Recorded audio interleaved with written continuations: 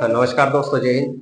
आज हम आपको बताएंगे यूजीसी नेट एग्जाम के बारे में कि एग्जाम कैसे होती है, क्या क्या फायदे होते हैं, एलिजिबिलिटी क्या होती है, कौन करवाता है इसको और साल में कितनी बार होती है और कैसे हमको जेआरएफ क्वालिफाई करना है, नेट क्वालिफाई करना है, नेट क्वालिफाई करने के बाद क्या बनते हैं।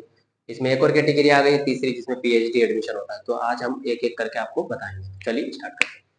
सबसे पहले हम जानते हैं यूजीसी के बारे में कि यूजीसी एक्चुअल में है क्या है। तो ये एक स्टेचुटरी बॉडी है, मतलब एक सांविधिक निकाय है उच्च शिक्षा प्रणाली को रेगुलेट करने के लिए। जो यूनिवर्सिटियां हैं, अलग अलग प्राइवेट या गवर्नमेंट यूनिवर्सिटीज, उनको रेगुलेट करने के लिए। तो यह क्या है, नियामक निकाय है। इसको बोलते हैं यूनिवर्सिटी ग्रांट कमीशन, यानी university grant commission.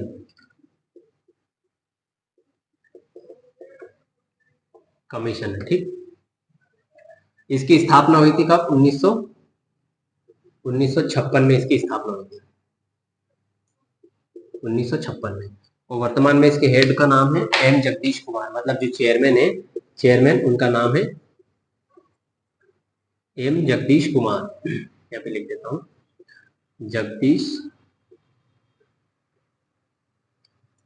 Jagdish Kumar इसके वर्तमान में चेयरमैन है। एक नियामक निकाय उच्च शिक्षा प्रणाली को रेगुलेट करने के लिए है। ये क्या है? नियामक निकाय है, रेगुलेटरी बॉडी, नियामक निकाय है,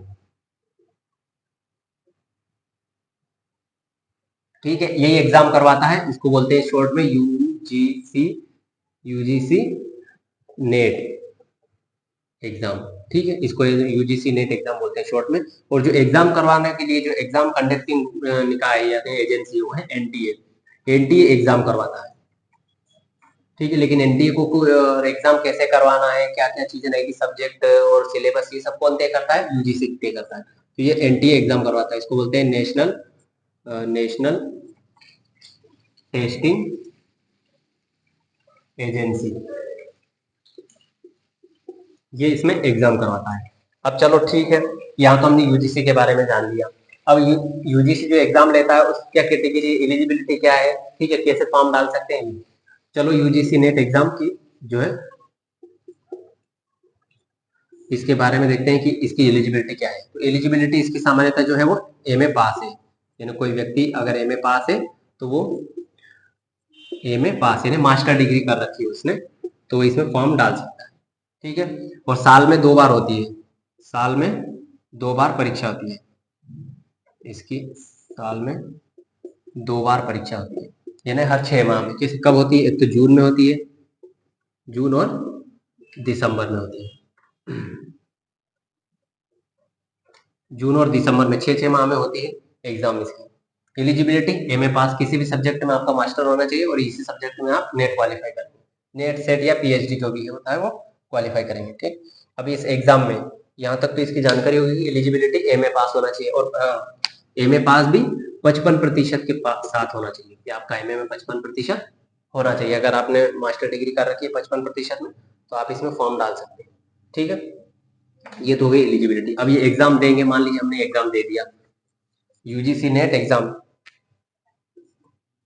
यूजीसी नेट एग्जाम एग्जाम दिया हमने, तो इसमें 3 कैटेगरी में आप क्वालिफाई करेंगे। कितनी कैटेगरी में? 3 कैटेगरी में। पहली है पीएचडी, पीएचडी के लिए। दूसरा है नेट के लिए, चल नहीं रहा इसको, ले लेते हैं, नेट के लिए,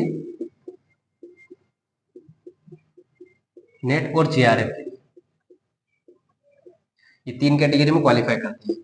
सबसे कम कट ऑफ इसका रहता है, फिर इसका, फिर इसका। अगर आप पीएचडी के लिए क्वालिफाई करेंगे तो आपका एडमिशन हो जाएगा, मतलब आप एडमिशन के लिए क्वालिफाई करेंगे, पीएचडी एडमिशन के लिए क्वालिफाई कर जाएंगे। और नेट अगर आप क्वालिफाई किया आपने, जिसको बोलते हैं नेशनल एलिजिबिलिटी टेस्ट, ये राष्ट्रीय स्तर पर होता है। जो भारत की अलग अलग यूनिवर्सिटियां हैं, जैसे राजस्थान, कहीं की भी जो यूनिवर्सिटी है, सेंट्रल यूनिवर्सिटीज है, उनमें असिस्टेंट प्रोफेसर की पोस्ट पर अप्लाई करने के लिए एक एलिजिबिलिटी टेस्ट है। तो आप असिस्टेंट प्रोफेसर के लिए वहां पर अप्लाई करने के लिए एक एलिजिबिलिटी टेस्ट है। अगर ये आप क्वालिफाई करते हैं तभी आप अप्लाई कर पाते हैं, अगर ये क्वालिफाई नहीं है तो नहीं अप्लाई कर पाएंगे। और स्टेट का है तो स्टेट यूनिवर्सिटी में अप्लाई कर पाएंगे। और जेआरएफ, जेआरएफ में अगर आप क्वालिफाई करते हैं तो यहाँ पर आपको असिस्टेंट प्रोफेसर में तो अप्लाई कर ही सकते हैं, पीएचडी में डायरेक्ट एडमिशन मिलता है, लेकिन साथ साथ में 50,000 रुपए यहाँ पर जो है फेलोशिप भी मिलती है। क्या मिलती है?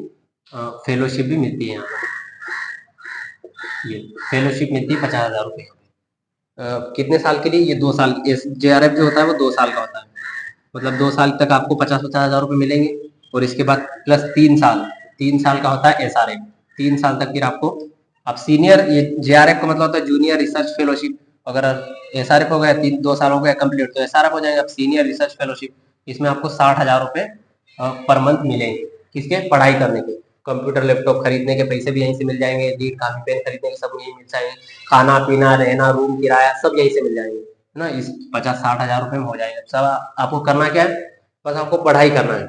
मतलब जो आपका सब्जेक्ट है, जैसे मेरा मेरा पॉलिटिकल साइंस है, तो सब्जेक्ट में मुझे वहाँ पे पढ़ना है, उसमें सीखना है और रिसर्च करना है, जिसको अनुसंधान बोलते हैं। और जहाँ भी भेजते हैं, जो रिसर्च करने का, थीसिस बनाने का बोलते हैं, वो सब कंप्लीट करके वहाँ पे जमा करना है।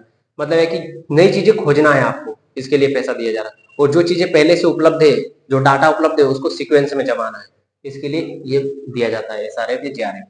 इसमें एलिजिबिलिटी टेस्ट में क्वालिफाई करते हैं तो आप सीधे, अगर एग्जाम आती है जैसे APA में आप क्वालिफाई करते हैं तो कॉलेज में पढ़ाने के लिए, यहाँ से आप कॉलेज में, और यहाँ से PhD हो गई तो डायरेक्ट यूनिवर्सिटी हायर कर लेगी। तो ये नेट एग्जाम जो है कॉलेज में पढ़ाने के लिए होती है। ठीक। अब PhD में एडमिशन लेते हैं हम, तो मान लीजिए अपने ये क्वालिफाई नहीं हुआ और ये भी क्वालिफाई नहीं हुआ, और अगर हुआ सिर्फ ये है, तो यहाँ पर आप PhD में एडमिशन के लिए, पहले कैटेगरी नहीं थी लेकिन अब PhD में एडमिशन। PhD का मतलब क्या होता है? Doctor of philosophy. नहीं, जो व्यक्ति PhD कर लेता है उसके नाम के पहले डॉक्टर लग जाता है, जैसे डॉक्टर राजेंद्र प्रसाद, डॉक्टर भीमराव अम्बेडकर, ऐसे नाम। ठीक। तो उनके नाम के आगे डॉक्टर लग जाता है। जो भी कर लेगा PhD उसके नाम के आगे डॉक्टर लग जाता है। डॉक्टर का मतलब होता है कि आप उस सब्जेक्ट में अच्छी जानकारी, आपको विशेषज्ञ है, जिसको बोलते हैं ना PhD कर रखी है, बहुत PhD कर रहा है ना। PhD नहीं करना अपने को, ऐसा बोलते हैं ना, PhD मतलब बहुत गहन अध्ययन, PhD का मतलब है। ठीक है, तो यहाँ पर अगर एडमिशन मिल गया, उदाहरण के तौर पे आपको PhD में एडमिशन मिल गया, तो वहाँ पे भी स्कॉलरशिप मिलती है, ऐसा नहीं है। ये दोनों से ही मिल जाता है। अगर आपका नेट क्वालिफाई है तो भी PhD में एडमिशन मिल जाता है, और PhD है तो हो सकता है करवा ले, कुछ कुछ यूनिवर्सिटी ले लेती है। और यहाँ पर आपको अगर PhD में एडमिशन मिल गया, तो जो SC ST है और अन्य जो कैटेगरी आती हैं जिसको मिलती है स्कॉलरशिप, उनको 16,000 रुपये यहाँ पर स्कॉलरशिप मिल जाती है। ठीक, 16,000 रुपये पर मंथ आपको स्कॉलरशिप डाल जाती है। ये वही है, रहने खाने पीने का सब पैसा पढ़ाई के लिए, मतलब क्या अलग से कहाँ से लेके आएंगे। तो इस तरह से आप यहाँ पे कर सकते हैं। अब रही मेरा जो एग्जाम मैंने जो दिया था, मैंने कैसे क्वालिफाई किया, तो मेरा अभी क्या क्वालिफाई है? नेट क्वालिफाई है। PhD तो पहले मेरा 2 बार हो चुका है, PhD 2 बार हो चुका है, और नेट 1 बार हुआ है। PhD इससे पहले हो चुका है। नेट मेरा जो पिछली बार था, वो पहले जब मैंने दिया था पहली बार में मुझे आए थे 136 नंबर, दूसरी बार में आए थे 148। इस 48 में मेरा PhD क्वालिफाई हो गया था, है ना, PhD एडमिशन के लिए क्वालिफाई हो गया था।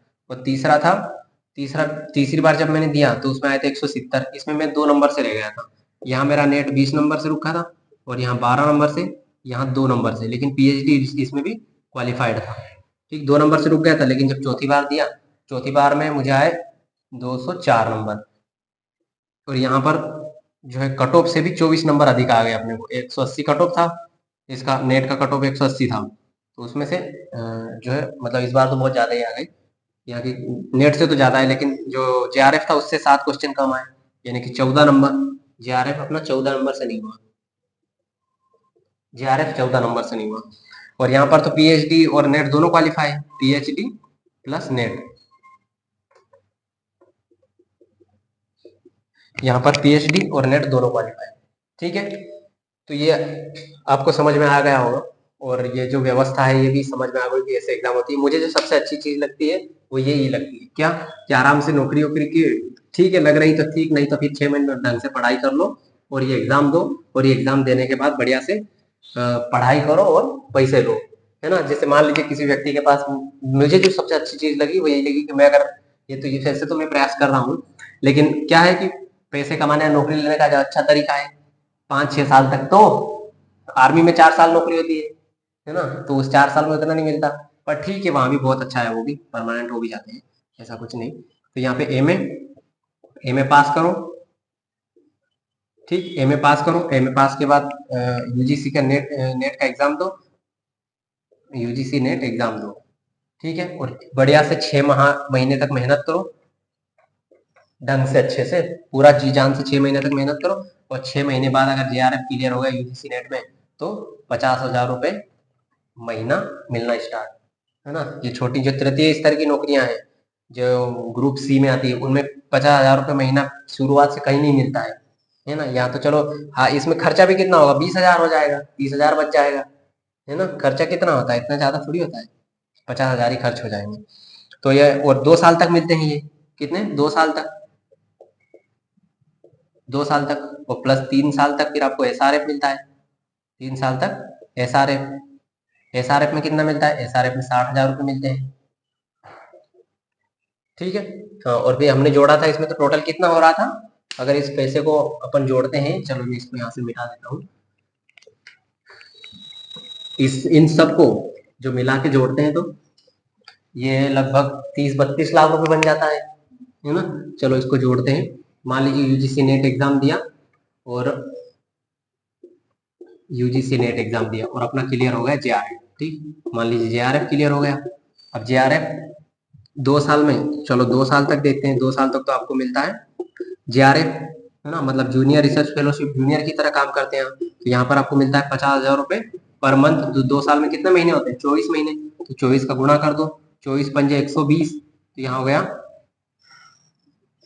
1 लाख ये 24 पंजे 120 और 4 जीरो ये लगा देते हैं, ये वाली इकाई, ढाई, सैकड़ा, हजार, 10,000, लाख, 10 लाख, तो 12 लाख हो गए, ठीक है। 12 लाख तो ये हो गए, और 3 साल तक एसआरएफ मिलता है। 3 साल तक क्या हो गया, ये एसआरएफ,